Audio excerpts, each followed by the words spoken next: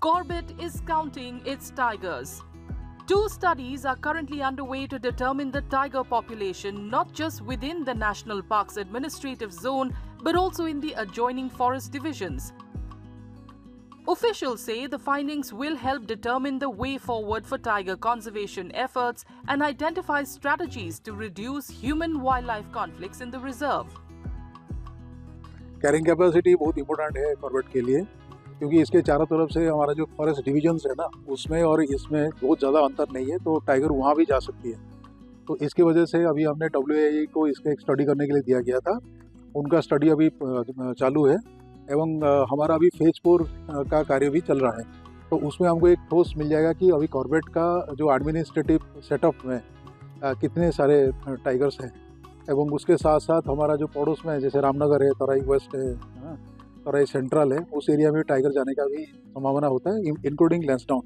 तो उसके एरिया में अभी उसका कैरिंग कैपेसिटी का स्टडी चल रही है। The numbers are yet to be officially announced. However, locals associated with the tiger reserve through their work, including nature guides and wildlife photographers, believe that the reserve has exceeded its carrying capacity as the number of tigers has increased over the years.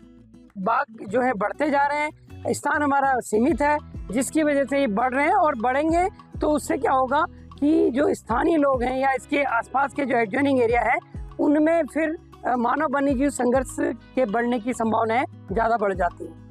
तो इस ओर कार्य करना चाहिए। इस ओर के लिए definitely इसमें एक अध्ययन की नितांत आवश्यकता होती है।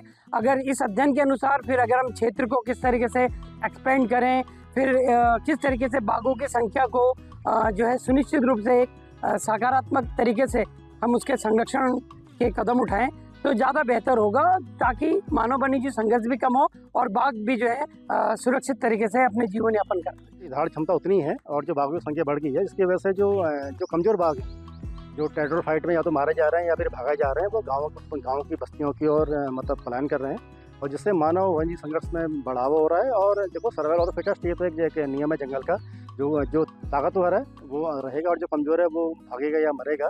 तो जो कमज़ोर बाघ हैं वो देखा गया है और ये आया कि आंकड़ों में आया है कि जो केदारनाथ तक का मतलब जो इतना ऊंचा इलाका है और ठंडा इलाका है, वहाँ तक बाघ पलायन करके हैं। तो उसका रीज़न यही है कि जो कैरिंग कैपेसिटी है उससे अधिक संख्या में यहाँ पर बाघ की संख्या हो चुकी है।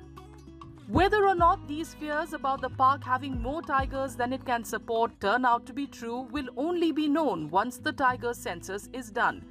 Either way, wildlife enthusiasts and experts are eagerly awaiting the results.